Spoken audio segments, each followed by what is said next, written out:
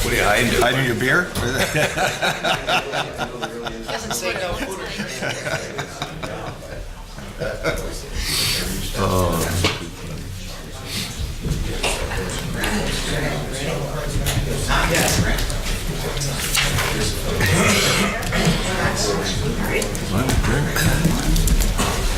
All rise.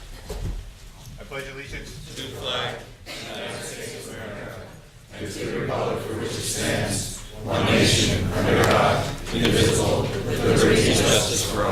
Almighty and everlasting God, who presides over everything in heaven and earth, come and preside over these deliberations, so that those that make the decisions may be guided by your wisdom.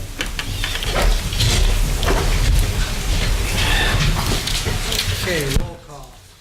Mr. Barrett. Here. Ms. Gilbert. Present. Mr. Merritt. Here. Mr. Blasco. Here. And Mr. Brooks. Here. Also in attendance tonight is Controller Darren Snyder, Administrator Rick Kaczynski, Director of OCD Joyce Zakowski, Assistant City Clerk Catherine Payne, and Administrative Assistant Lisa Sanfilippo. Good evening. There are three announcements. First of all LSA resolutions will be voted on separately and not on the consent agenda. They are not part of the consent agenda. Number two, there is one new item, which is a resolution relative to an LSA grant. Excuse me, can you speak a little louder? Sure, I was waiting for that. Sure. Okay. Number two, there is one new item, which is a resolution relative to an LSA grant.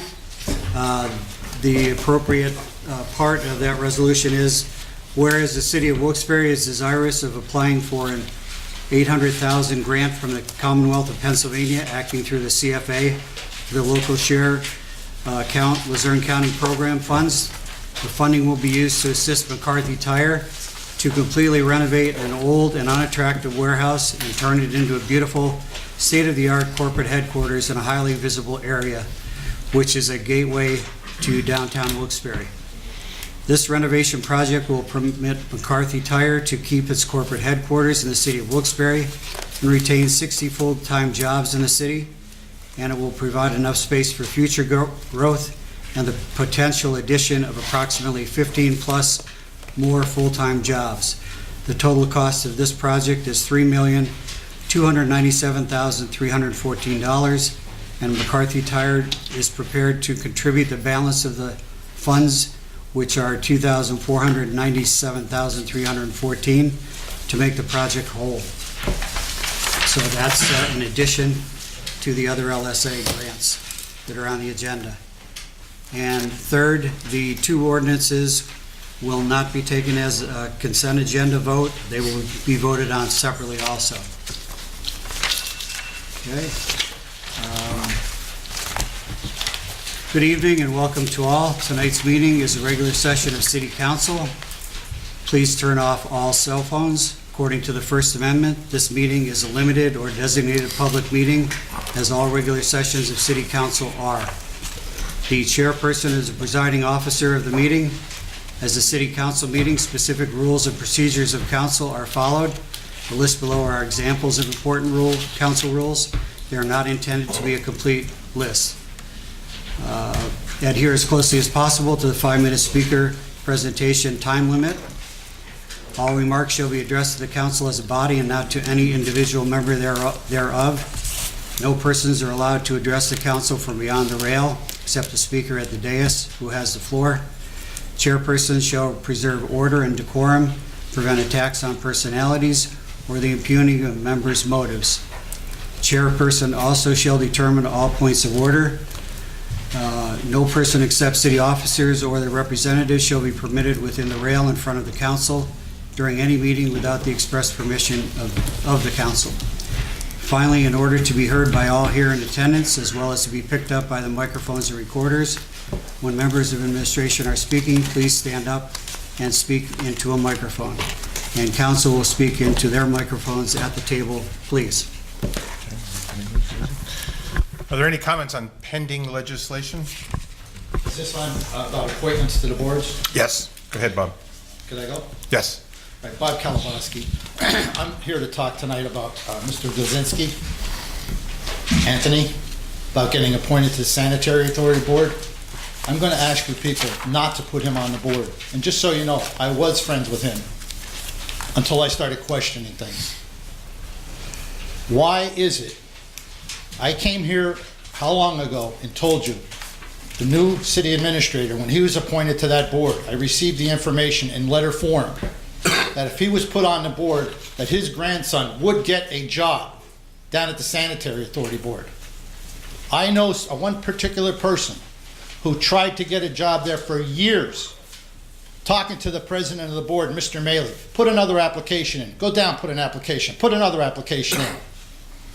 This is what in my opinion, is nothing more than what's destroying this city and this area, is this favoritism and corruption. I stood here and told you, if he was put on that board, that man's grandson would get a job. And he did, and I have nothing against his grandson. I told you what would happen. That place down there is a dumping ground for all these political appointees. Do you understand? A dumping ground. Why is it these people? He's a committee man, Democratic committee man in the district. Why isn't somebody else given a chance on this? Why is it these political, what I call hacks, get everything? And that man has attacked me at the St. Patrick's Church, which is a different name now, which I call St. Pat's, and also tried to get me into a confrontation down at Frank Henry's. And one day it's going to come to a head. And just so you know what's going on with this corrupt administration, there is going to be an ethics charge filed, an ethics complaint filed against Mayor Tony George. Not only over that, but over this Mr. Hayward thing. It's all this corruption, and that's what I... Stay on the agenda. I'm trying to say what's going on. Stay on the agenda. And also, law enforcement is going to be notified very shortly. I'm going to ask you people, no. Don't you see what's being done here? Tony George is setting himself up to run again for his second term. Why is it these hacks have to get these positions? And the proof is exactly what I said. I told you if he got on that board that his grandson would get the job. And voila, he did. Just like his daughter got a $5,000 a year raise. Who was my friend, and I've been friends with him since before the flood, and we're not now. It's just that I spoke up, and I'm not the only one that feels this way. Give somebody else a chance. But if you people put him on the board, this gutter corruption will keep going, and that's what this is favoritism. I told you about a gentleman who could really use a job, who'd be a good worker, who'd be devoted, went down there. Who gets a job? Somebody that's hooked up. I'm asking you and imploring to you, please don't put him on the board. We don't need him. Give somebody else a chance. Why is it these people that are hooked up get these jobs? And he will come after me. This will end in a bad way when he does. He will come after me. He's done it twice already. And we were friends. Used to be at his house, but now that I'm questioning things, we're no longer friends. Please, do not put him on the board. No. Anyone else on any comments or questions? Yes.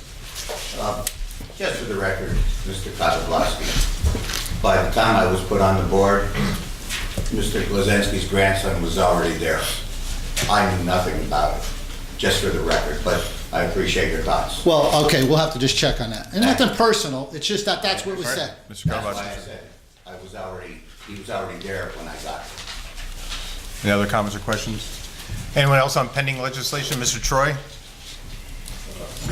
First of all, as apropos of our previous discussion, Mr. Brooks, I feel that an extra couple of minutes are in order for anyone to comment from the public here on the agenda, since it's such a large agenda and there are a lot of issues here that deserve more scrutiny. Let me elaborate. First of all, a general comment. There's a lack of specifics here. One of the cornerstones of a democracy, of any kind of democratic government, whatever level it is transparency. There's very little of that, it seems, in this body anymore.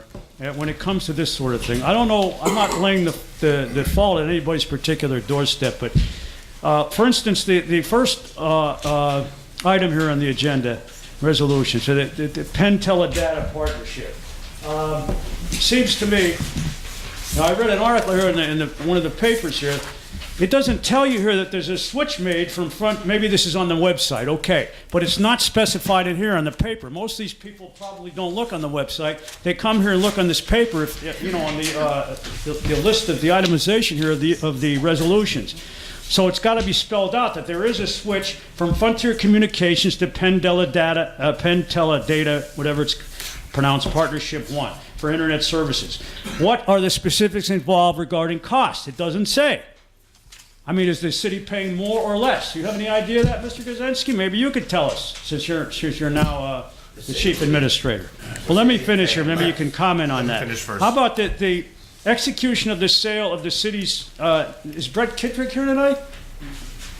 Okay, well, I don't know if anybody else will know about this. Do other municipalities do this? I don't understand, and we were talking about this, Mr. Brooks.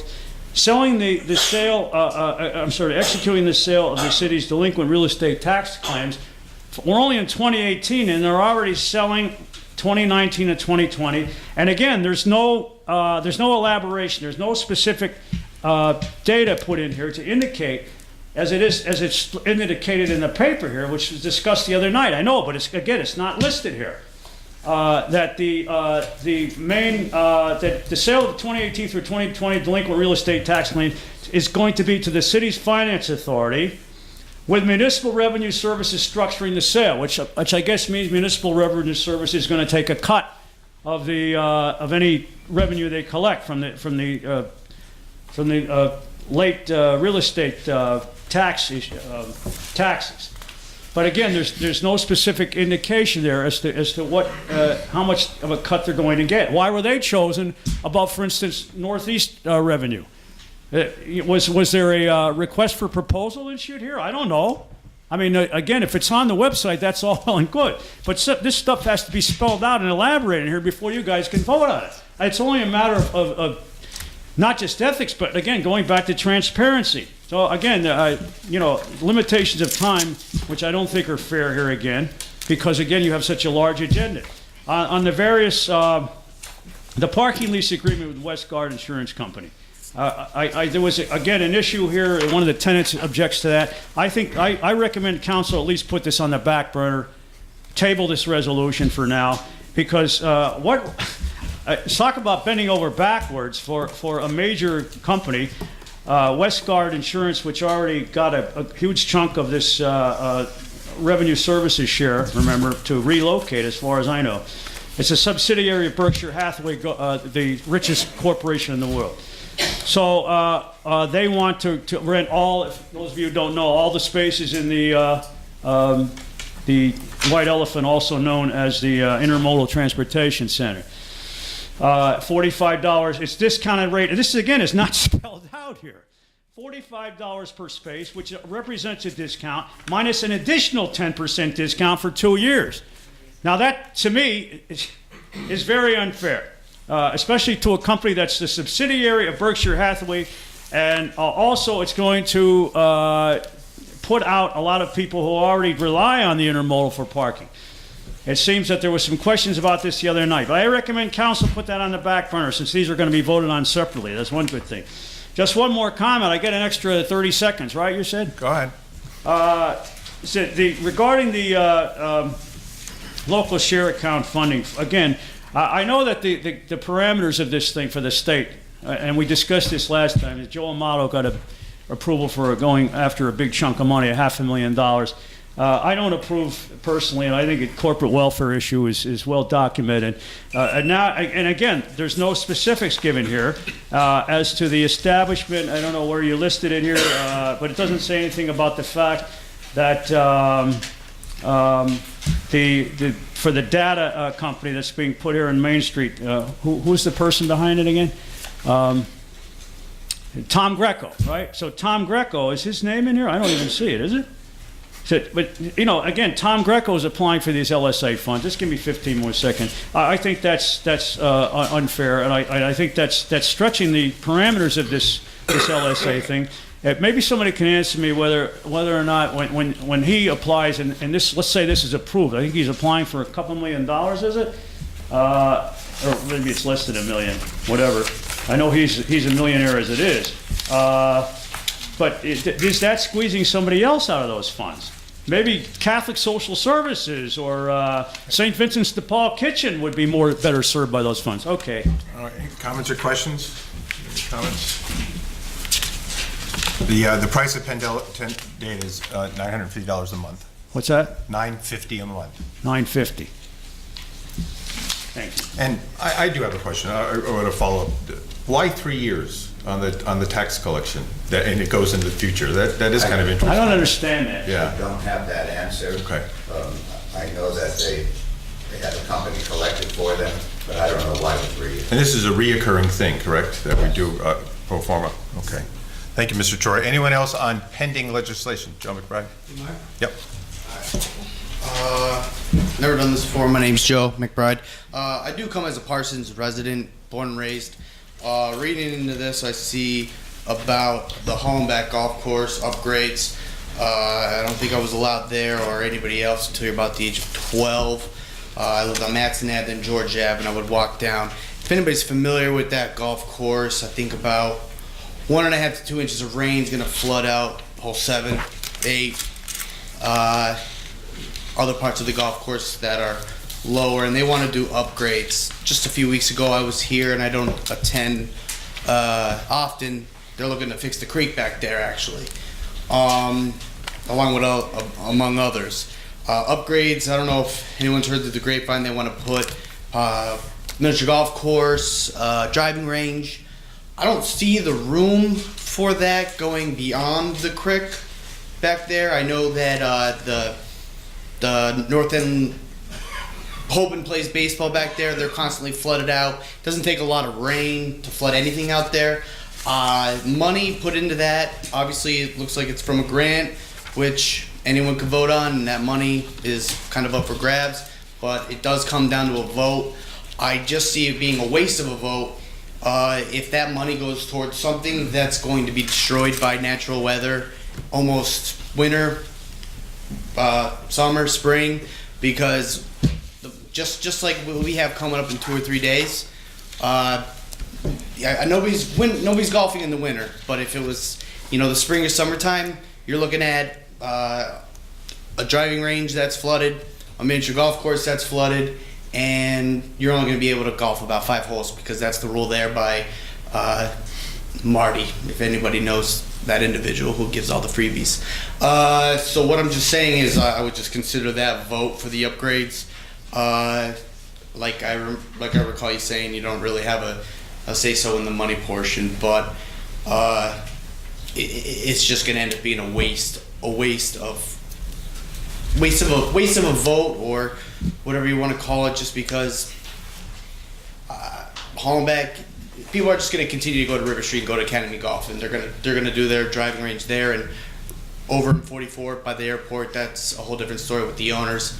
But it's become more of a vacation thing for mini golf, and I don't think it's just going to work out, especially in the Parsons area. Anything about upgrades for greens and first hole, second hole, third hole, fourth, that's all fine and dandy. But you start putting all these additionals, I just don't think it's going to work out for anyone. Thank you. Any comments or questions? I hope the freebies have stopped. They did bring up a point. The freebies at Hollenbeck, I hope they have stopped. I hope so. Right, good. And if I could just make a quick Sure. comment. Regarding the Hollenbeck course, I've seen some projected plans, diagrams.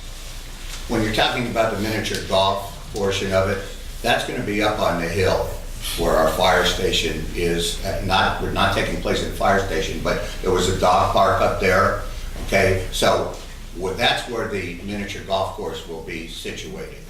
As far as the driving range, we understand that it could flood. Things happen throughout time with weather on any driving range. So with us putting that in, right now we're getting no revenue from it. So hopefully if we get the driving range in, it's a miniature golf course, we'll start to build up that area. So, just to clarify, the dog park actually is headed out, Yes. and obviously that doesn't bring in revenue. At this So the point, closest yes. dog park to anyone besides that one is, I'm not even sure, so if you wanna take your dog, it's just a straight walk. All right. So that shouldn't be hurt by or affected by any of the, I just don't see any gravel lot between where the old swimming pool was, and then the park itself, and then the firehouse where they're gonna put an 18-hole golf course, especially down the cliff that well, goes it's a down there miniature, it's a right there. miniature golf course. Well, that's the only calling mini golf course. So, That's what I, yeah. so I'm sure that, I know they have the a designs nine-hole today. course. I'm just saying, and then where you park, it's down a cliff. How would the firefighters drive into their parking lot, given that their company's right there? That's up to the I just architects. honestly don't see how a mini golf course. That's what I meant. It's up to the architects, I wouldn't know how to draw that out, but Yeah, that's no, I what we're understand. doing. Thank you. And next on pending legislation, Brian? How's everybody doing tonight? I would just like to, Brian Ferry. Brian Ferry. I would just like to talk a little bit about the parking issues. From a planning aspect, I think this is something that needs to be reevaluated. So in the first floor of the transit center is our transit. Every bus in Luzerne County comes to that space. I think we should be promoting transit. I think we should be encouraging transit. And the fact that we're not, it's just another setback for Wilkes-Barre. We really need to start pushing for people to start using our transit authority to the fullest capability of it if we want to expand that. And I don't think that by allowing single occupant vehicles to converge at the exact same location as all of our buses makes any sense. I think that this is going to, I think that this also detracts from what we did 6 months, 12 months ago, where we increased the price of on-street parking. We increased the price of on-street parking to encourage the use of our garages, but if our garages are full of single occupant vehicles parked all day for guard insurance, then that was kind of that was all senseless. So I think that this should be tabled, and I think that council, LCTA, and guard all need to sit down and talk about what some of the ways that you could incentivize transit.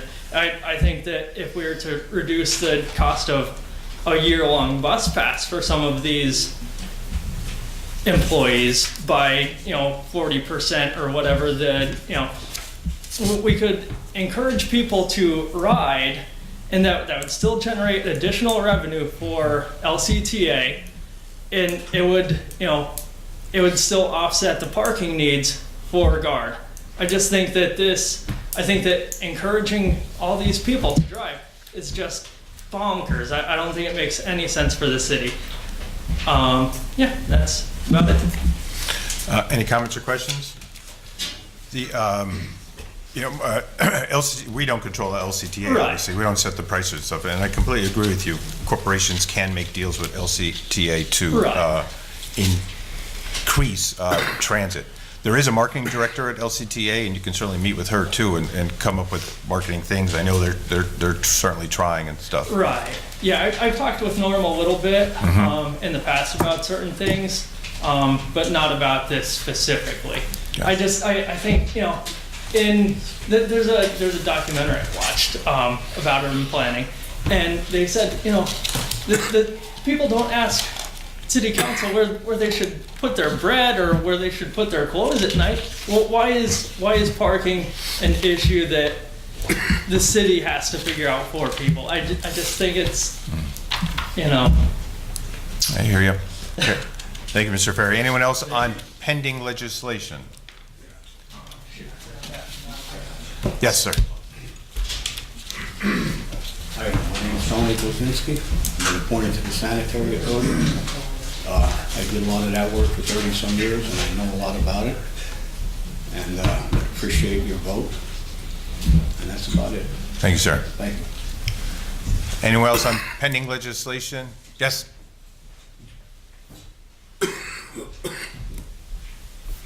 Good evening. My name is Kim Krupsha. I'm an employee of LNI, and I wanted to ask council tonight to put off their vote on the guard.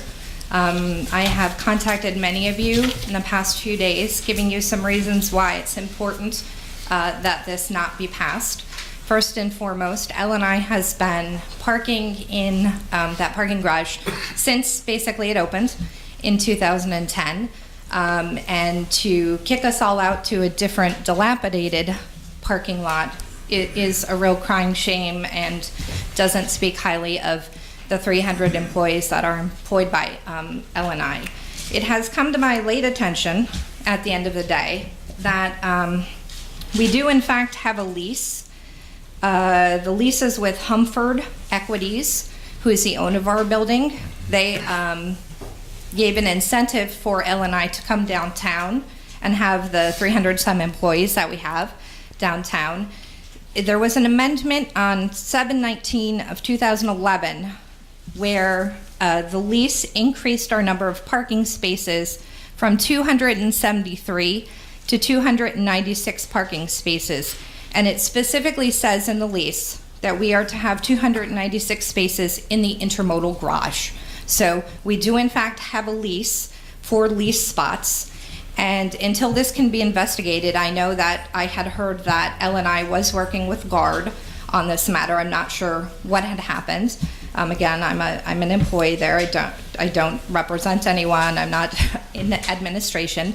But until this can be investigated, I ask that you put off this vote or that you decrease the number of spots that you do give GUARD to accommodate the LNI employees.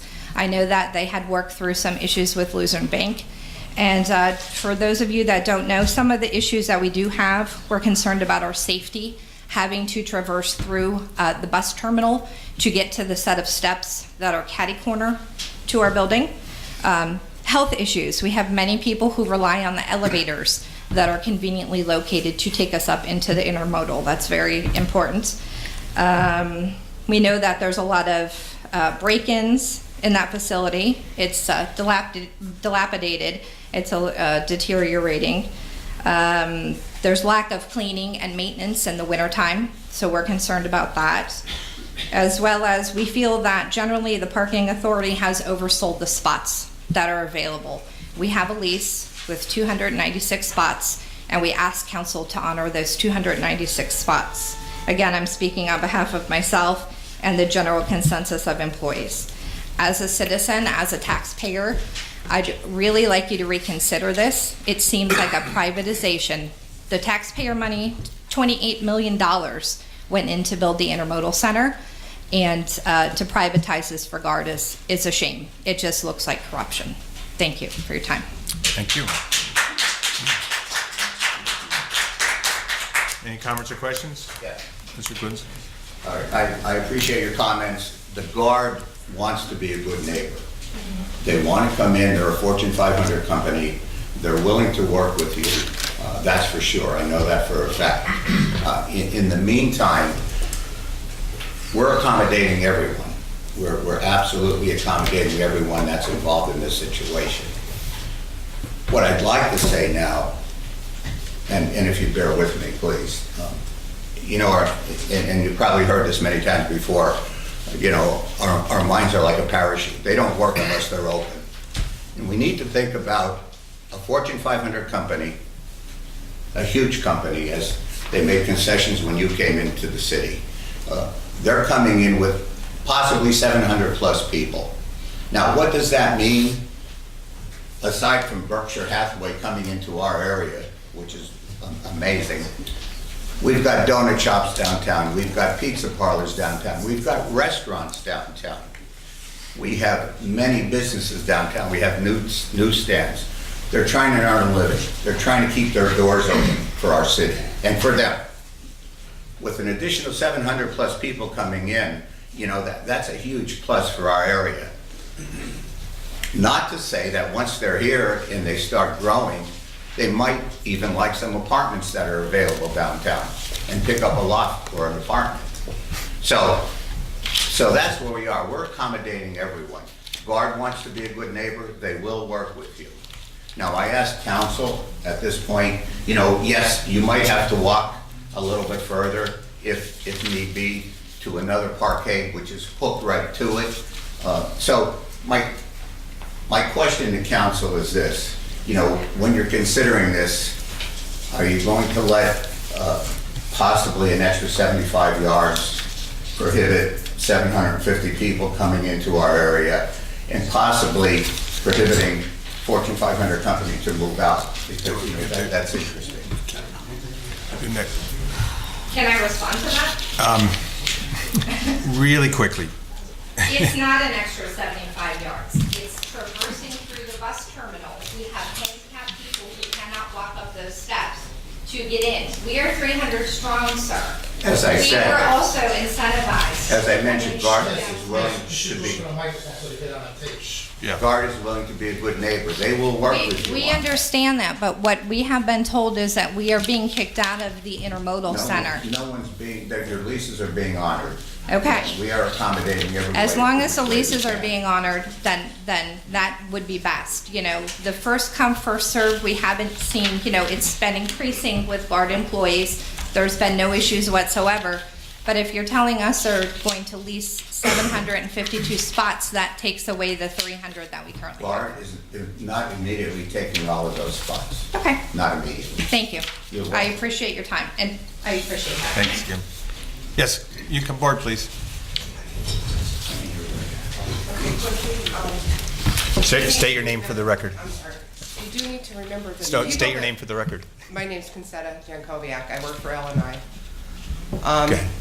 You do need to remember that also the people that work at LNI, you know, we don't have the option of public transportation, most of us. Most of us come from other counties.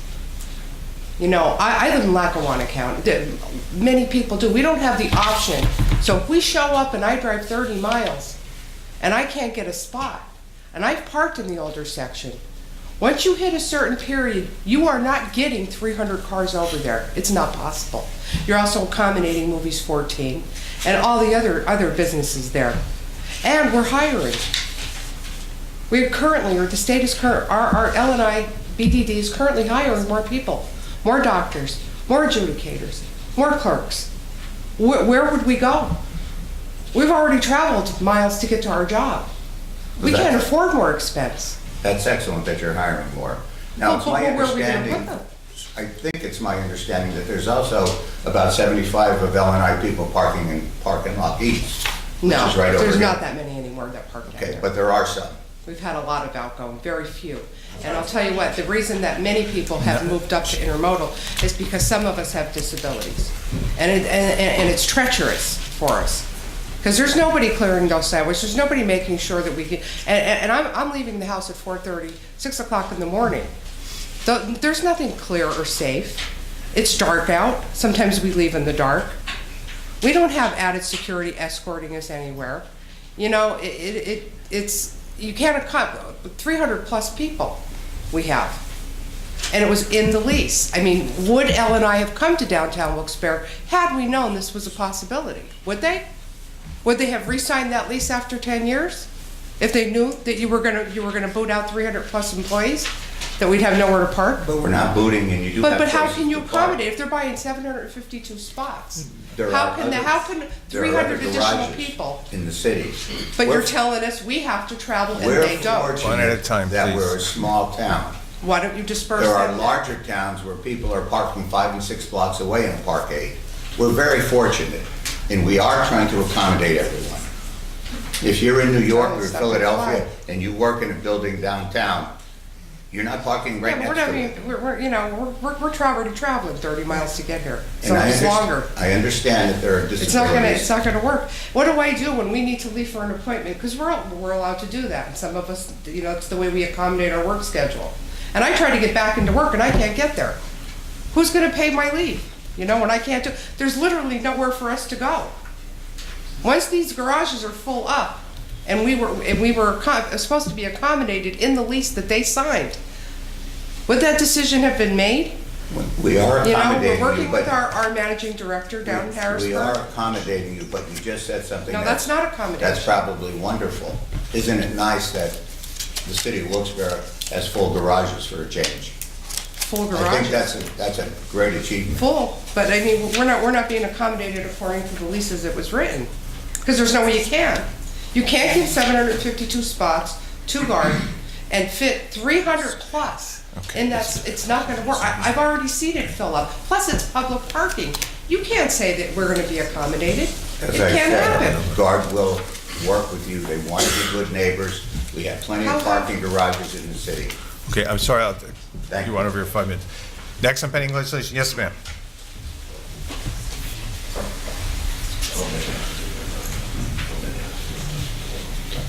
Say your name for the record. Hi, good evening. My name is Lori Kimzel. I was born and raised in Wilkes-Barre. I'm still a resident of Luzerne County, and I'm employed with L&I for 16 years. I've been with the state before the L&I building was built, when it was just a hole in the ground. This building was built with us in mind to occupy it. The parking garage was built with us in mind to occupy it. We've brought new life back to Wilkes-Barre City. We would ask that you have some kind of a study done with parking, since I did see the lease, which is up at 2025. We are currently paying $60 a spot instead of $45 with our lease. And the study that was done on parking in the area was before L&I came to this area. So I would like to know if there was another study done, because I agree with Concetta, she's my coworker. This parking lot fills up rather rapidly. In Christmas time, you have people down here shopping, you know, and there's just no room. There's no room to fit all those people. And my understanding is right now GUARD only has around 250 employees in the area. When are they expected to go to that increased number? When you're done, then we'll answer questions. Okay, Yeah. I'm done. Okay. Thank you. So there was actually recently done a parking study. You said the lease ends in 2025? 2025, Oh, you guys yes. got nothing to worry about for 6 years then? The Well, lease is if we going to have be... parking, but if our people in Harrisburg get aggravated, they might pull us out, you know. If Wilkes-Barre So, okay, City is all right. going to violate So their lease. your lease is going to be honored until 2025. You know, what was your last question? There was another question too. Parking study, lease. The parking study, and about just running out of spaces over there, because that's Oh, the number of- certainly going to happen. The number of employees. So GUARD is at, I think they're at 400 now, Oh, yeah. not 250, but they're spread out still over the city. And my understanding from GUARD is this is a 3-year process to make sure everyone is accommodated and everything is done right and nobody is left out and everyone still has parking and all leases are honored. But that's good to know. It's 2025. 2025. There are other Good. garages. Why do they have to take all of the spaces out of our garage? Why can't they? I'm sure they could move to the other garages. I think From my that's- understanding, they have spots over That's in the mix. over About in spreading. next door to Boscov's. They have. No, but spreading out in other garages is in the talks as well. Okay. Yeah. We would just ask that maybe you table this so that Harrisburg can still communicate. This was sprung on us rather quickly, and we really didn't have a chance to properly respond. Thank you. Thank you. Anyone else on pending legislation? You can come up later if you want. Yes, John? There's a lot of stuff here that I gotta go over. Well, first thing, with these LSA grants, I know in the past you guys put the dollar amounts on there, and I wish you guys would have did that this year. I know the paper printed them, but they still should be on here. Firstly, I need explanations on 3 of these before I kind of go further. The LSA grants. The data center with emerging digital infrastructure project, I need an explanation on that one. Citizens Bank Rainbow Room restoration, and volunteers in medicine, increased access care. I just don't, I haven't seen any information on them. There wasn't anything on at the work session, so I'd need some information on them before I can kind of keep going. Yeah, but I need, before I might have something else to add, but I don't know anything about them. Okay, well, I'll go with what I'm going to start with.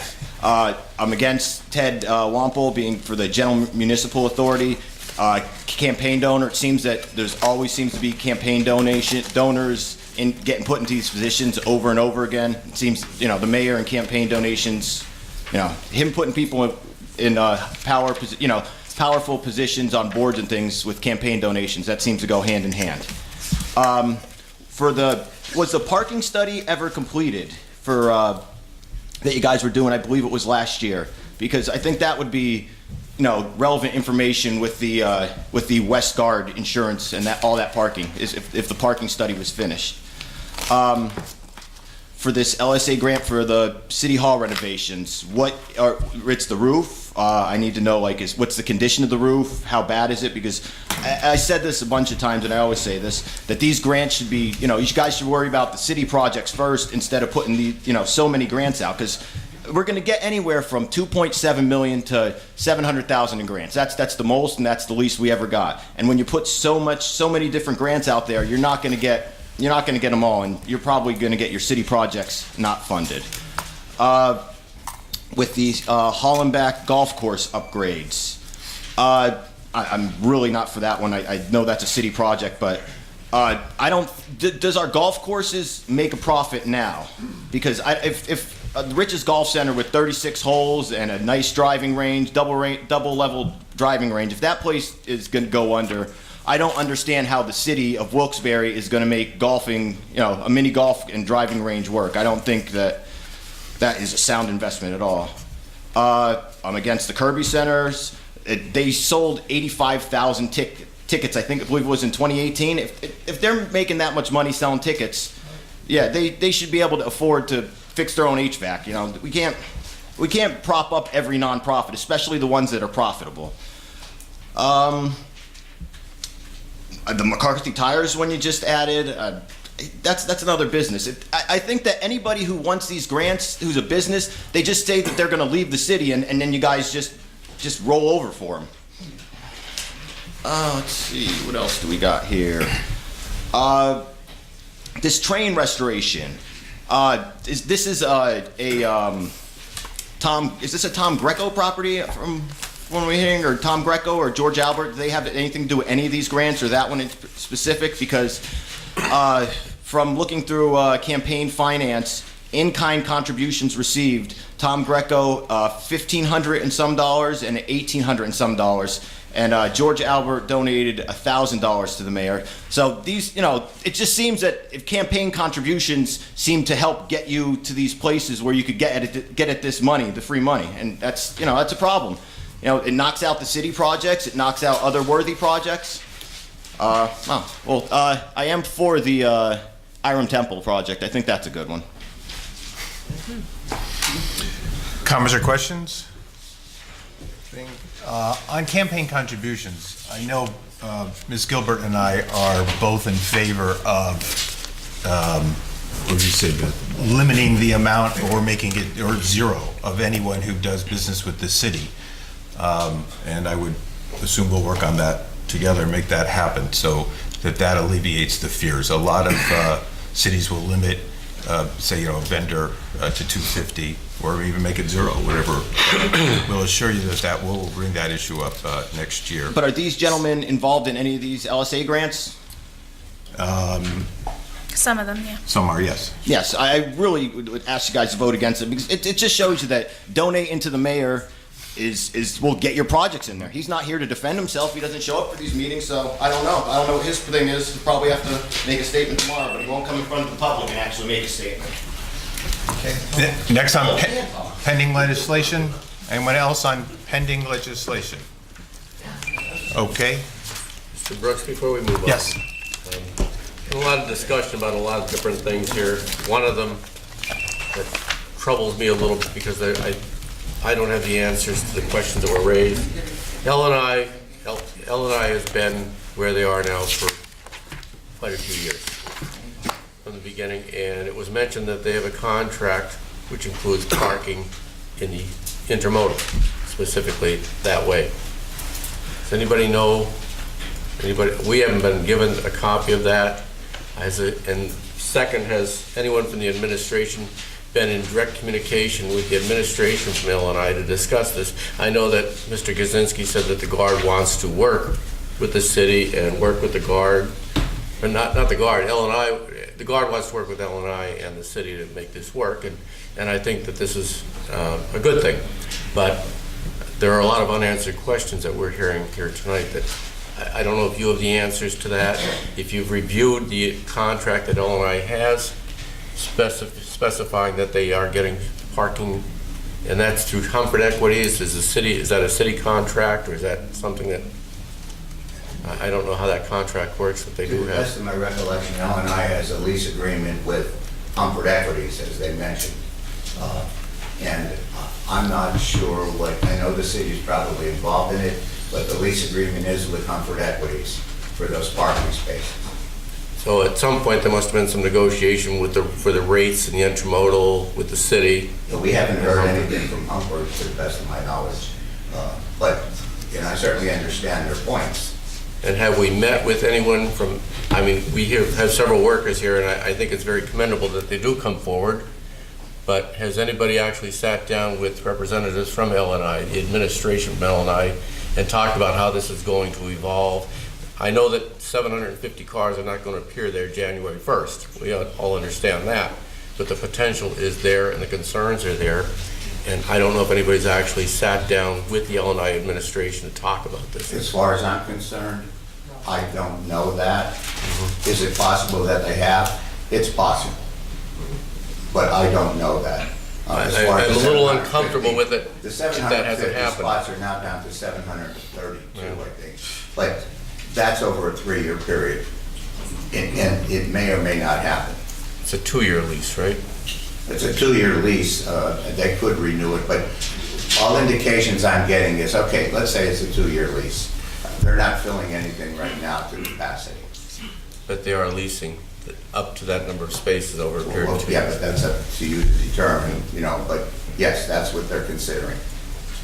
Yeah, I think there are a lot of unanswered questions, and I just would feel much better personally if I knew that we had sat down and hashed out all of these questions and concerns with the people that made the decisions, and representatives from L&I, representatives from the Guard, and of course the parking. I really believe it's a win-win for everyone. Us, the parking authority, L&I's not being, they're being accommodated. I think it's just a win-win overall, and it's a big plus for us as a city. And they are being accommodated, but they're not being. 700 to 1,000 people just exit. And I think that's something we need to consider. And as L&I said, they have 300, so that's wonderful, and they're growing. So, it's possible we need to reorganize somewhere with parking, but right now, it would be a shame if we lost Berkshire Hathaway and/or all those people. And that's why I said we need to really think about it, because if that does happen, right now our businesses downtown, who knows if they're going to close up or not.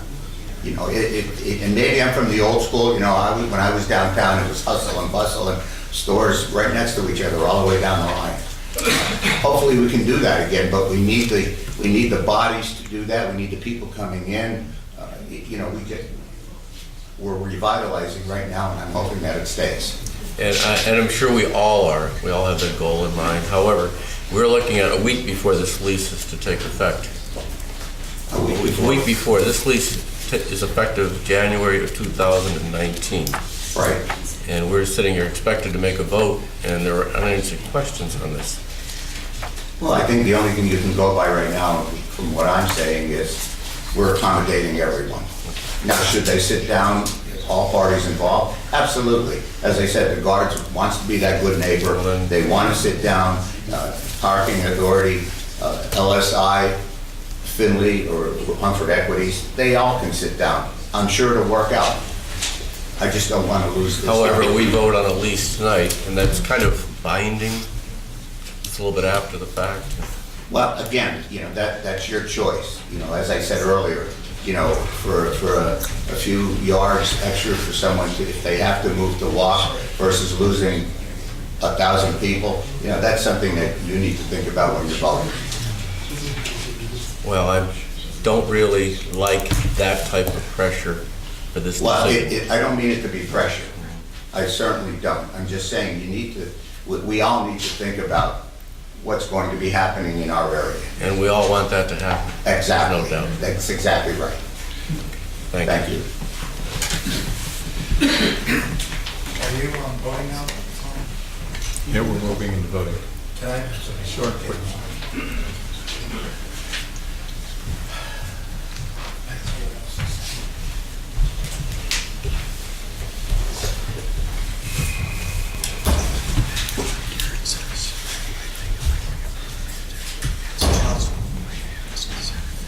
I actually like to comment on the Neighborhood Improvement District. And I've been doing some Christmas shopping, and I've been speaking to a lot of the ratepayers that are part of the Neighborhood Business District.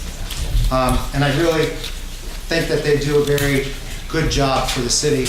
But there are a lot of ratepayers which, and I being one of them, are could be a silent majority that are unwilling or afraid to come forward to speak about the rate, which in essence is an additional tax that these businesses and property owners are assessed downtown for different services, where the majority of that money goes to fund, I believe, the entire Diamond City Partnership.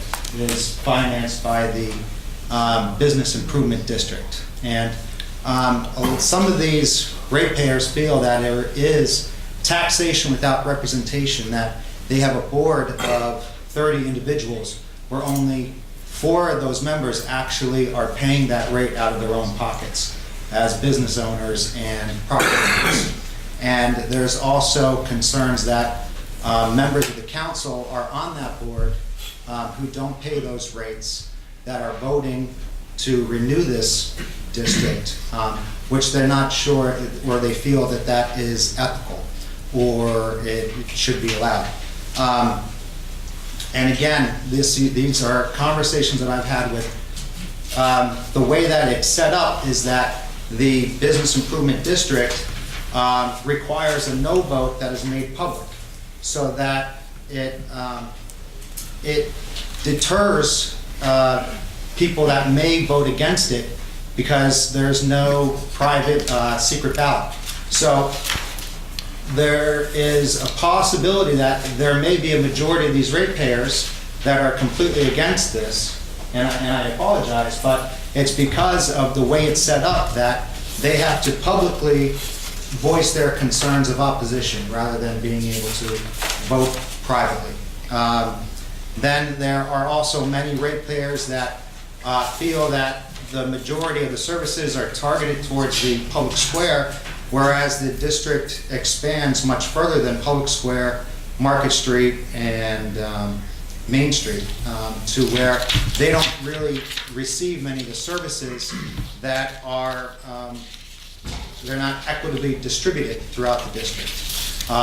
Also, my father would kill me because he loves the flowers that the Business Improvement District pays for throughout the downtown, but again, the ratepayers that go throughout the downtown all the way to almost, is it Ross Street and then Washington Street, they feel like they're paying for flowers in the public square where they're not receiving attention. And I was buying Christmas presents this afternoon, and another ratepayer said, I'm almost deterred from even cleaning up in front of my property, because I used to make sure that my property was clean and the sidewalks were maintained, but now that I'm paying this additional tax for additional services, why should I go out and keep the streets clean when it's supposed to be something and that is not being provided equitably throughout the district? And another concern for the Business Improvement District was that taxation without, there's one other thing that I'm forgetting, but I think that the way that it's set up, it angers many of the ratepayers that they aren't able to voice their concerns because of the fear of like a negative backlash. And there's one other thing that was brought to my attention that I'm forgetting at this point, but I just wanted to make sure before it comes to a vote that you know that there are people out there that may not necessarily be in favor of this Business Improvement District. Originally, it was supposed to be for 80 hours of additional police time when it was first presented to the downtown business owners and landlords and property owners. And now that 80 hours of additional policing is no longer available and is no longer being used. Also, it'll escape me, but as soon as I sit down, I'll remember. But thank you very much for your time. And, you know, possibly if there was a way that would be a type of secret ballot, even though that's not what the law is written, but if that would be a way that you would know that just exactly how all the members of the Business Improvement District feel about it, and the fact that it is going to be renewed now for 10 years as opposed to the initial one that was originally 2 to 5 years, I believe. Thank you. Thank you. We'll have no deputy chair tomorrow, you will work. I know, but it's a concern that people have that, you know, they did not want, they didn't feel comfortable coming forward publicly. And I thought it was my duty to convey those. No, it changed. You go next.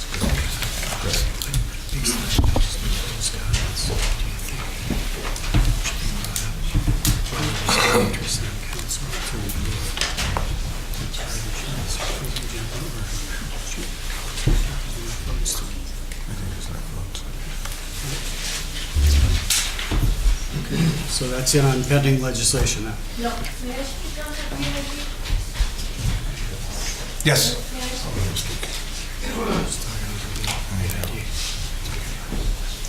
My name is Grace Mack, and I live downtown.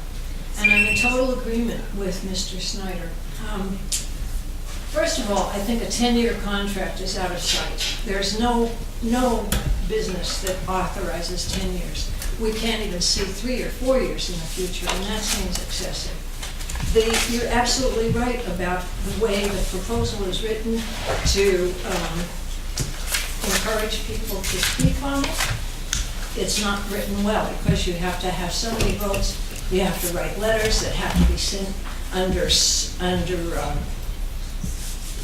certification, and it makes it prohibitive for all these people. It's a 26-block area. There are 2 persons, sometimes 3, who come around it clean. They cannot possibly do that job every week. Now, the proposal is they work 6 days a week. They may, but they cannot do 26 blocks of the city in 6 days' time. The 2 fellows that work very hard, and I have absolutely no argument with them. But it's unfair. It's totally unfair. Where I live, King's College parks, the kids park all the time. They don't block the meters to clean the streets, so there's no possible way the street can be cleaned. It isn't happening because it isn't possible. So I'm paying for what? You know, that whole block is paying for what? It just isn't a good proposal. I have no objection to the square being cleaned. It's lovely, it looks nice, and that's where it should be. But I think it should be more of a business contribution. Why should 26 blocks of the city be taxed extra over and above what we already are paying? It just seems unfair to me. And they don't have the equipment. First of all, the contract is made with some company in Kentucky, and I believe that I don't think a Kentucky company really is concerned about the city of Wilkes-Barre. And I don't know why that's, other than somehow that may have been a low bid. But in this area, it seems like there should be enough persons, landscapers or whatever, who could do this job. Local people, local money. That's good. Like I say, the two fellows who do the job, when they have come by, I've talked to them, and they're very nice, and they work very hard. The last time they came by my house, their equipment broke down, and I had to jump it with my car because they have lousy equipment apparently, and that's not good either. What are we paying for? That's the problem. It's an extra tax for no good reason. Thank you. Comment on that, Mr. Yes. Brooks? 10 years does seem like a long time. They are doing a good job. The program has its merits. I believe in what they do, and I know that there's a lot of good that has come out of it. But it is, in the world of contracts, a long time. Things change a lot in 10 years. Businesses come and go. Things obviously changed in the last 10 years. I'm sure things are going to change much more in the next 10 years. I don't know where, maybe somebody can answer where we come up with that particular length of term, if there's somebody here that can answer that question. Do you want to answer the question?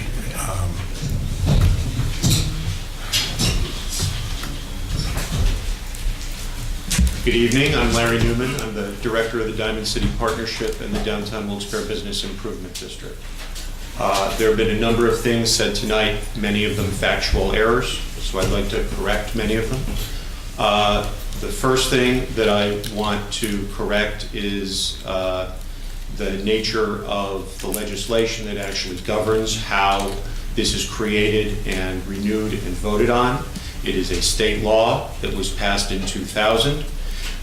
We follow that state law, and if that law, specifically the remonstrance vote aspect of it, which is something that the controller spoke about earlier, if that is something that is upsetting to people, the remedy for that is to approach their representatives in Harrisburg. That's number one.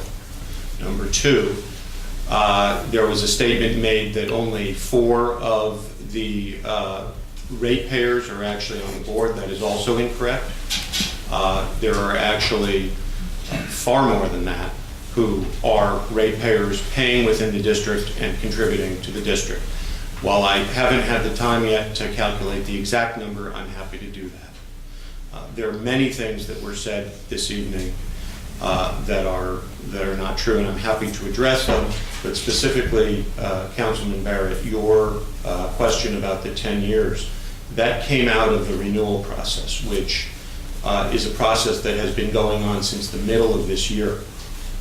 That involved a survey with more than 650 people, during which 95% of the ratepayers who replied said that they were happy with and satisfied with what the improvement district is doing. Now, it is absolutely true that I have no way of knowing about the silent majority that was referenced before, but our doors are always open, and we are happy to take constructive criticism. And as Ms. Mack knows, I don't know where she went, but she knows that I'm happy to speak to her at length about any concerns that she might have. In fact, the crew was cleaning her block again today. But let me just elaborate quickly on the process that was followed. The process was one where there was a renewal committee that initially got together, decided on the parameters of the plan based on what had been happening before and what the goals were for the future based on what the board saw the needs being. That was put into the form of a preliminary plan. That preliminary plan was sent out to all more than 300 ratepayers. There were then 2 public meetings that were held for ratepayers to express their opinions and their concerns. There was also a public hearing that was held by City Council on that plan. Following that public hearing, we took the comments that we received, we put it in the form of a final plan. That final plan was sent out to the ratepayers, and then, according to the state law, a 45-day comment clock started. And that comment clock ended at the beginning of December. That was the time when, and the controller alluded to this, that was the time when the ratepayers had the opportunity to formally object in writing, and there is a threshold that's set in the law. And I believe, City Clerk, I'd like to ask the City Clerk, how many objections did you receive? None. None. So that's the process, and again, it's the process that's set forth in the state legislation. So I'm going to stop with my comments there, but I hope that answers some of the questions. Thank you.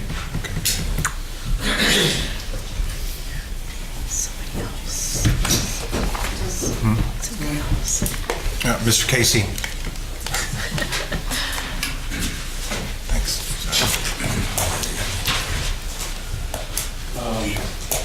Jim Casey, 72 Hanover Street, Wilkes-Barre. I'm on the board as a ratepayer. I have a few properties in the district, but I also have properties throughout all your districts. Now, I'm no big guy, I'm no special, but what I'm alluding to is that the city is the hub, and the districts or the areas are the spokes. And without a solid, strong hub, I was there 20 years ago. I moved it back to the city 30 years ago. I bought a building in the downtown, in the district, that the whores and the drug dealers were the good people. Bill, you were there, you were the chief. I had Jim McCarthy talking about creepy crawlers. Now, how insulting, how disgraceful. But you know what? He was accurate. Because we didn't do anything about this. In 2000, I was so proud of this city that there were hundreds of people, hundreds that would meet at the Kirby. Then we were over at the Ramada, and it went over time and time and time and meetings and groups. It was wonderful because that silent majority was there. And that silent majority spoke out. And what they spoke for was, let's get together. We need this place clean. We need this place safe. Now, there was a whole agenda that went beyond that. But it started with clean and safe. And what the Diamond City Partnership has produced, with conjunction of, you talk about 30 people, I'm so proud to be a part and to be a member, number one of this community, but of that group. To be there represented by the universities that is, whether we like it or not, the heart of this city. The two universities of this city is where the dynamics is coming from. Guard Insurance is wonderful, LI is wonderful, but the heart of this city, they're on the board, they're contributing, they're all for it. The contributions that Wilkes is making, millions and millions of dollars going to streetscape, going to buildings, buying. I bought a building that was whores and drug dealers, and Wilkes University has moved to South Main Street. 30 years ago, that was unheard of. 20 years ago, that was unheard of. And you know what? One of the reasons that happened and is happening is because a guy like Larry Newman. Because a community of council members that I was before 20 years ago pleading this case. And we came together. We're doing something.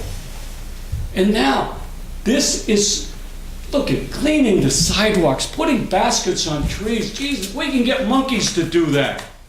But what this organization is doing, they're organizing. What Larry is doing and the whole organization, the Downtown Business Association, the Riverface, what is the Chamber of Commerce? The Chamber of Commerce was out in the suburbs. They're downtown now. They're working with with Larry and this group. And it's so dynamic. Do you realize what kept and brought Berkshire Hathaway here? They were gone. They were all over the place. But Larry Newman is a big, big part of this. Steve Baruch, you want to talk about a hotel at the Sterling site? Believe me, that's being brought together because of DCP. These people are doing the hard work, the heavy lifting. It's not about a crew walking up and down the street. The best they can do is clean up the neighborhoods that have been, the buildings that have been neglected. That's so minuscule to what's going on here. That the organization that they're providing, you know, we went through the McGroarty administration, we went through the Layton administration, now we're going through the Georgia. Well, guess what? Nothing changed. We, Diamond City Partnership, is taking care of the hub. Now, nobody's here looking for credit. You don't know about this stuff because nobody's looking for credit. But we have a plan, thanks to the board, the group that is putting together, that we have a plan for, and 5 years isn't long enough, to answer your question, that long-term planning, our government is broken. From the federal all the way through, our social network is broken. And until we get long-range plans, until we do collectively come together, and rather than seeing our differences, come together on our commonality. We're Wilkes-Barrians.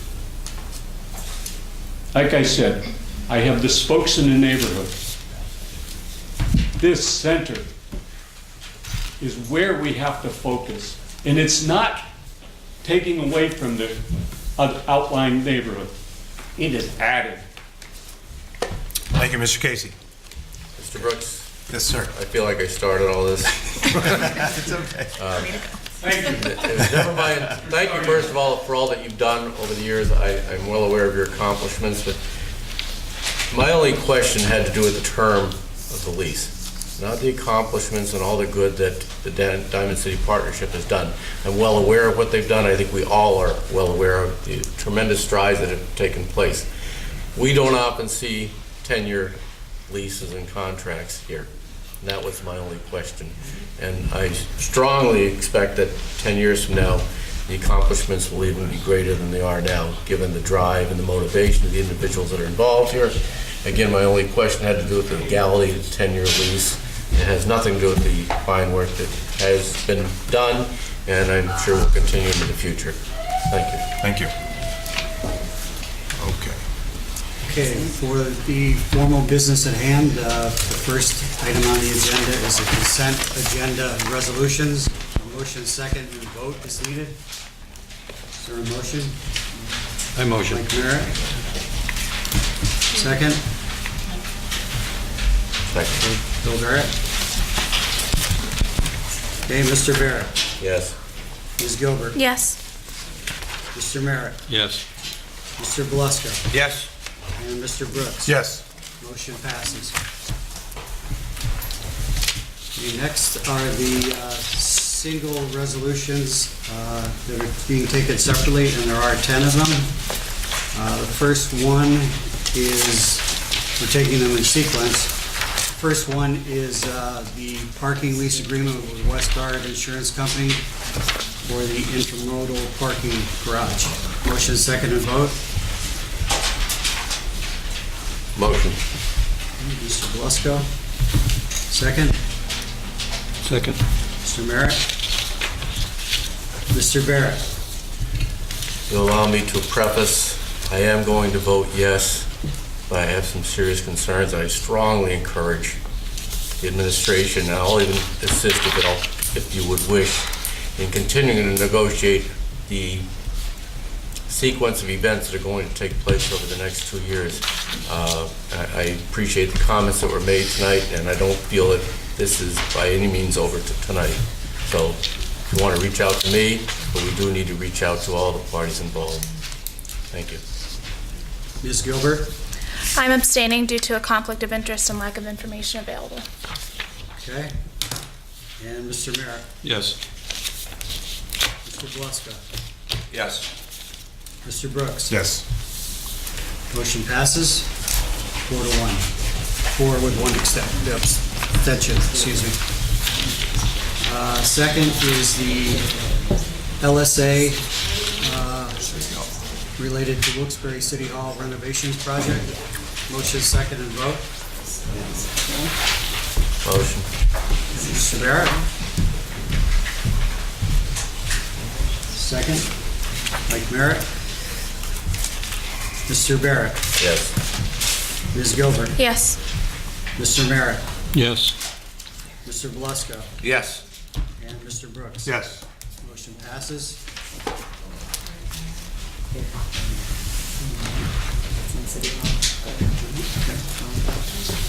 Third one is the LSA account First one. related to Wilkes-Barre's Hollenbeck Golf Course upgrades project. Motion second and vote. Motion. Mike Beluska, second. Mike Merritt. Mr. Barrett. Yes. Ms. Gilbert. No. Mr. Merritt. Yes. Mr. Beluska. Yes. And Mr. Brooks. Yes. Okay, motion passes. Next is the LSA account related to the FM Kirby Center HVAC improvements project. Motion second and vote. The motion. Bill Barrett. Second. Mike Merritt. Mr. Barrett. Yes. Ms. Gilbert. Yes. Mr. Merritt. Yes. Mr. Beluska. Yes. And Mr. Brooks. Abstain. Motion passes 4 votes, 1 abstention. Number 5 is the LSA related to the Volunteers and Medicines Increase to Access to Care Initiative. Motion second and vote. Beth? Second?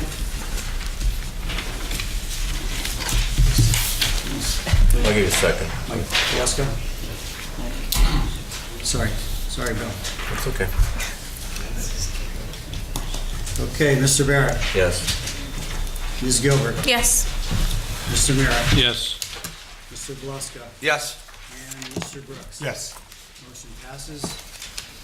Next is the LSA related to data center with emerging digital infrastructure project.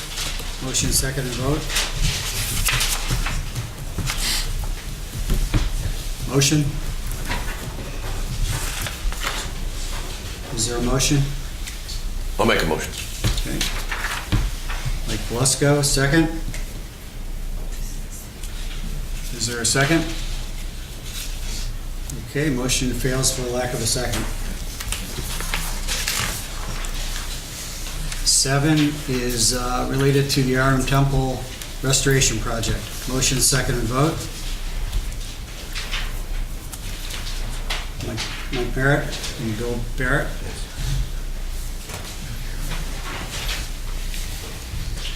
Mr. Barrett. Yes. Ms. Gilbert. No. Mr. Merritt. Yes. Mr. Beluska. Yes. And Mr. Brooks. Abstain. Okay, motion passes 3 yeas and 1 abstention. Next is the LSA related to the train station restoration project. Motion second and vote. Need a motion? Bill? Second? Second? Mike Beluska? Mr. Barrett? Yes. Ms. Gilbert? Yes. Mr. Merritt? No. Mr. Beluska? Yes. And Mr. Brooks? Yes. Motion passes. Next is the LSA related to the Citizens Bank Rainbow Room Restoration Project. Motion second and vote.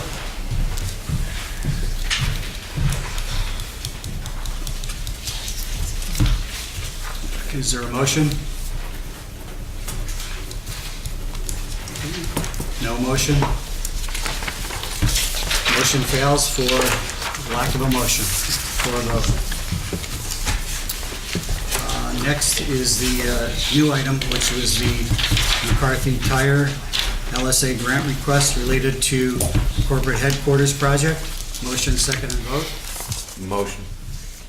Yeah, I was looking at the others. Okay, want to be second, Mike? I'll be second. Okay. Okay, Mr. Barrett. Yes. Ms. Gilbert. Yes. Mr. Merritt. Yes. Mr. Beluska. Yes. And Mr. Brooks. Yes. Okay, motion passes. Okay, that is it for the resolutions, the single resolutions voted on separately. And next, we're going to have the two ordinances. First one is file of council number 19 of 2018, which is the second and final reading on the bid. Motion, second, and vote. Motion, Bill? Second?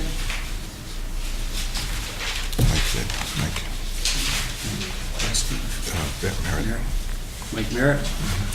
Okay, Mr. Barrett? Yes. Ms. Gilbert? Abstaining due to potential conflict of interest. Okay, Mr. Merritt? Yes. Mr. Beluska? Yes. And Mr. Brooks? Abstention. Abstention. Motion passes. 3 yeas, 2 abstentions. And finally is the ordinance file of council number 20 of 2018 related to the Hollenbach golf fees. That's second and final reading. Motion, second, and vote. Motion. Mike Beluska. Second. Bill Barrett. Mr. Barrett. Yes. Ms. Gilbert. No. Mr. Merritt. Yes. Mr. Beluska. Yes. And Mr. Brooks. Yes. Okay, motion passes. Okay, we'll have council presentations. Councilman Barrett. No, I have nothing additional since Tuesday, thank you, sir, other than happy holidays to everyone. Thank you. Councilwoman Gilbert. Mr. Gazensky. Sorry, I can't see you. About a month ago, I brought up an issue on South Sherman Street, going down towards Howard Street. There's water that's been just on the road for... About a month ago. Yeah, probably about that. I haven't gotten an update on it, so just an update when you get a chance. I'll follow up on that. Thank you. Yeah, That's all I That's have. at the bottom of, It's on Sherman right before you get to Howard. in Howard. Yeah. Okay. Thank you. Thank you. Thank you. Councilman Merritt. Nothing since Tuesday, Mr. Brooks. Thank you. Councilman I Beluska. have nothing either, but I would like to wish everyone a Merry Christmas, a Happy Holidays, and a Happy New Year. Thank you. Thank you. I'd like to do the same. Merry Christmas and Happy New Year. Hey, Don, could you close that door for us? Thank you, sir. Mr. Kotowski? Yes, when are you going to vote on these appointments? We already did. It was done. You appointed Mr. Glazinski and everything? That's all done? Yes. You did a real disservice to the taxpayers. I think Mr. Glazinski over there, new administrator, I think you brought up some really good points, something that I brought here many, many times about shopping in the downtown. I'd like you to take time to investigate to see if there's true there was an incident with the mayor up at Wegmans fighting over discounts on turkeys and how important... Mr. Kotowski, calm yourself, please. Well, no, he brought up about how important it is to shop downtown, and I want you to look in to see if it's true that security removed the mayor up at Wegmans for fighting over the discount on turkeys. And also, I think it's very commendable that you're saying how important it is to shop downtown, and also to find out about how many people are going over, especially him, shopping over Aldi's. So maybe you could set a good example to him to say, hey, it's best to shop in the city, at Shields, at all other places, Dollar General. I think it would be nice to do that. Now, also, I was wondering, are you going to help us? Are you going to do anything about the incident with the fire department with former Mayor McGroarty on his conduct down there, on what cost the taxpayers thousands and thousands of dollars for the fire watch? Are you going to do anything about that? Are you going to help the citizens? I mean, look what that cost. And as I brought up before here with this police, how much it cost us, over what, $300,000. Now it comes out another $7,000 was wasted on this nonsense that went over on the police station. Another $7,000. It's ridiculous. It's another $7,000 out the window. But I'm wondering, are you going to also look, and I think one thing that upsets a lot of the taxpayers is what this administration did with Mr. Hayward, the disbarred lawyer. Are you going to try to help the citizens and do anything about that? Because that was a real slap in the face, how Ted Wampel and the mayor, how they allowed this to happen. Rick, just so you understand what I'm talking about, they brought Mr. Hayward back. All he had to do was work a couple days, and he qualified for a pension of $19,000 a year, I believe is the figure, $19,000. And after he told me, and I believe other people, that he would never bring that man back. And I have nothing against the man. But what a slap in the face to the taxpayers to think that we are stuck paying him $19,000 a year pension, and there's nothing that we could do about it. But I think the mayor, just his statement alone, I did him a favor. So that means he used his position as the mayor to help somebody, which look what it's costing us. Look what it's going to cost us now. Are you going to do anything to try to help us, the citizens? Are you going to do anything to go against this administration? I mean, I guess I got my answer by just putting Mr. Glazinski on that board. A real slap in the face to the taxpayers. That's my opinion. A real slap in the face. So are you going to ever pass some kind of resolution or do something to maybe ask Commander Coffey to find out what happened? Because when I asked Chief Jay Delaney, I said, are you going to do anything about it? He said he knows nothing about it. But everybody knows it's true, what happened with that fire watching. Here we are pinching pennies, but yet we're going to let this stuff just keep going on and on and on. I think it's a real slap in the face to the taxpayers. A real slap in the face. And I think you've seen all the comments and stuff that were in the paper about that fire watch, what it was. That was just punishment. That was him just punishing the fire department, like he did the police department. And I brought up here how he misled and basically lied to everybody by putting Marcello Lindaki in there. And look what was done to our police department and the money that it's going to cost us. We are going to lose that lawsuit. I mean, we're already spent. Rick, just so you understand, they put, the mayor promised he would never put Marcello Lindaki in, and cost us over almost $300,000 already fighting what are the people who enforce law and order, who risk their lives. He went after them like they were criminals. Just so you understand. And I'll tell you what, I don't know how you're going to survive. When you finally see what's going on in here, I'll be outside with the trampoline or a net to catch you, because you're probably going to jump out a window to get out of here. That's how corrupt it is. And just don't get yourself caught up with it. So are you going to do anything about some of these things I brought up? Thank you, Mr. Kolobowski. Any comments or questions? John Sikorsky? Didn't think so. Can you get to the bottom? I just want to verify something before I go. You got one more person beside me, right? Yeah, I'll go to the next person. John Rustin? I got like 1 second. You're next, John. He's still in speech. I just want to wish everybody a Merry Christmas and Happy New Year. Thank you, John. Thank you, John. You too. Thank you. Are you free now, John?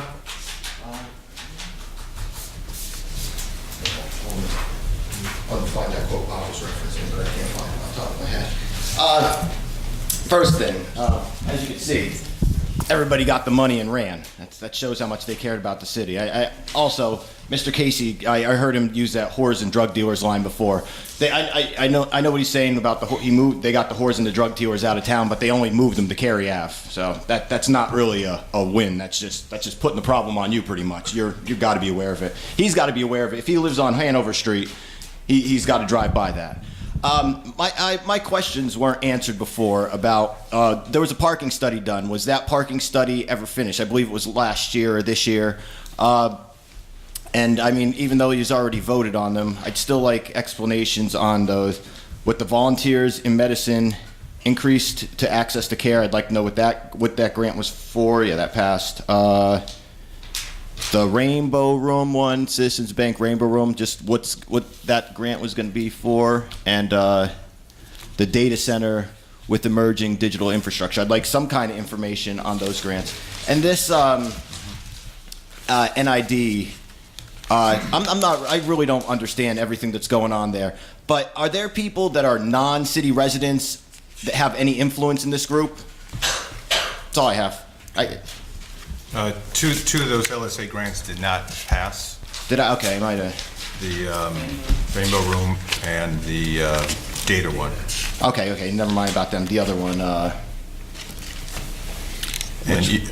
the volunteers in medicine increased access care. Right. So Volunteers in Medicine is a health clinic that's over here on Pennsylvania Avenue for the poor and the underinsured, and so that's just to increase their capacity. And you had another question. Parking study. Parking study. My knowledge that was completed. Yes. Yeah. That is completed. Yep. Okay. Thank you. Thank you, John. Ryan Vertical. That's it. 'Cause Sam's not here. Oh, the NID, was there people... Dude, I'm talking now, bro. The NID, is there people not from Wilkes-Barre on there? The improvement... Do they have any influence on those boards? The improvement district?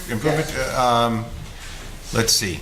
Yeah, I mean, so the people from Wilkes are on it, and Kings, I don't know if they live in the city or not. The far majority of them are people who live in the city. Okay, I just have an issue if it's not, if people not living here have an influence on taxing people that are here. Got it. Go ahead, Mr. Vertical. I don't think we should be allowed to say whores in here. I think we should say ladies of the night. There's women present. Most importantly, I want to know how to change the charter to end the strong mayor form of government. I think that this mayor has shown that basically it's a circus to have that kind of government. I believe that the police officers, like that man over there, he should be able to vote with every other police officer who he thinks the chief should be, along with the firefighters. Like the fire watch thing was ridiculous. This thing with Lundaki is ridiculous. So I'd like to know how to go about doing that. And also I'd like to know about how to limit council terms to a maximum of 2. I think there's no reason why any council member should be able to serve more than 2 terms. That's 8 years. That's more than enough.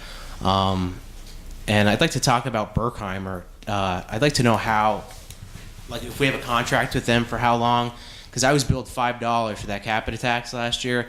I guess I didn't pay it. I thought I did. I was charged a letter fee of $13. I sent them a check in October. They cashed it. And December 1st, I got a letter that said they were garnishing my wages of $35. I emailed them. I said, well, what did you cash in October? And they said that we sent a letter in on September 20th that I got on December 1st, mind you, and that they already had garnished my wages. And I've read a lot of complaints online on Facebook from people in the city where, you know, people have died, they're getting billed. They live in Colorado for 3 years, they're getting billed. Their wages is getting garnished 3 times. I was only garnished $35. It's not that big of a deal, but the fact of the matter is, it started at $5. The letter fee went to, just the letter fee was $13, so it's $18, and then they're garnishing me $35. And, you know, I'm not a liar. I got the letter on December 1st, and there's really nothing that I could do. I think they're robbing residents basically without a gun, you know? And I have more respect for a guy that puts a gun to me and robs me of $35 than Berkheimer. I really do. But as far as the movie theater with the seats, could this administration explain to me why we have never put in for a pothole patching machine? If you Google it, they're like $350,000 for a fancy one. I'd love to know the technology that we use to patch a pothole. Like, it made national news, that pothole with the Christmas tree in it. It's national news. Like, we don't make national news for anything like positive. It's negative, and it's ridiculous. Like, it's a slap in the face that they promised lower taxes at that casino, and then, you know, the stuff with the downtown. I understand, like, the downtown is important, but neighborhoods are important too. And as a taxpayer, like, I would love to see, you know, a pothole patching machine that's going towards that, and not a recliner at a movie theater. It's outrageous. That's basically it. So to change the form of government is done by referendum. Okay. So that would be, I guess we could consult Harrisburg on how the referendums work. There's probably a... We can't put it on the ballot next year? Or? Citizens can put it on the ballot. I don't think next year, but we can certainly look into it. So it's by referendum to change the form of government. In history, this city hall has changed its government, gosh, probably 5 or 6 times, going back and forth between strong mayor, weak mayor, commissioner form, having all the power with a city manager form. There has been 5 or 6 different kinds of governments that we've had in the last 50, 60 years. So it can be done. Yeah. And it's all done by referendum. Pothole machine, that's a good one. It will. We do have one. We have one. How much did it cost? I don't know anything about it though. Anything else I'd be happy to look into it and get back to. That's all I know if we have one. Okay, we have one. We have one, and it sprays it in. It doesn't, it's not like a conventional It's machine. the one that leaves all that gravel all over the place. You ever see the roads where it looks like there's like small stone all over? Okay. They spray and fill in the holes that way. It doesn't have like the hammer component to it. Yeah. So it's multiple There's no dudes compression. doing it. It's just adhesion. Okay. And it fills up the pothole. Yeah. And in my opinion, it's not the way to do it, but it's better than nothing. Yeah. So. Tony, if I may. Yes, sir. Go ahead. Mr. Vertical, that pothole you talked about that went national news, you are correct. I was told about that pothole. I went and saw it prior to the Christmas tree. And I contacted Butch, our director of operations, and Butch said he'd get on it. And about a week later is when that tree showed up. I went down there along with our city administrator, and he jumped all over it. And immediately the next morning they brought the plate down. But when I was there, I'm thinking, you know, Butch never got to it, DPW didn't get to it. But written on the road next to the pothole, I realized it says STL, and there's markings. That tells me the city was there, probably Dave Lewis. They had put a cone in that pothole, but they wanted Stell to repair it because it was more of not a pothole. It was sinkage. It was Crater. Down probably at that time. You could see the Earth's crust. Pardon? You could see the Earth's crust and all. Yeah. So you couldn't just fill it. It had to be cut out, which they cut out about 10 by 10 section. Yeah. And did whatever they did. By the time I got there, they were actually starting to fill it. That was on Tuesday morning, but by Tuesday morning. But the city did look like it was getting a black eye there. Mm-hmm. And as the social media and local TV station and national made it look like, you know, the city that wasn't doing their job. But they were all over that. Yeah. I will promise you that. Okay. It was just a matter of time. The cone was in there, but somebody ran it over. And it damaged the cone. Hence, they throw the Christmas tree in there and the sand in there and all that business. Okay. Berkheimer? Berkheimer, yeah, that's we've heard of other people at Berkheimer. Berkheimer is what? It's our tax collection agency that, is it bid it out every once in a while to other ones, or are they the only game in town? There are other games in town. I don't know who else does it. Northeast Revenue, maybe. I'm not so sure. We really need to look into that. I mean, I can't even log into my account because it's already paid. And like the city needs to announce to everybody, I don't care if you do it on Facebook, whatever, say this is due, it's September 1st, pay your bill. Like, I don't understand why it just doesn't come out of my paycheck every year, the $5. Because to me, it's a money racket. $5 and then a year later, I'm garnished $35. That's the school district's $5 capital, right? I don't know what it is. It's the school district that does that, but. Yeah, look into it. Okay. What about the council with the 2 terms? Is that the same thing with the referendum? Same thing. Okay. Yep. Thank you. Okay, so the next meeting of City Council there's a reorganization on Monday, January 7th. We'll have a work session on Tuesday, January 8th, and the regular voting session will be on Thursday, January 10th. It's been a tradition of City Council to go have drinks afterwards on Christmas, and the public's invited too. We're all going to Franklin's.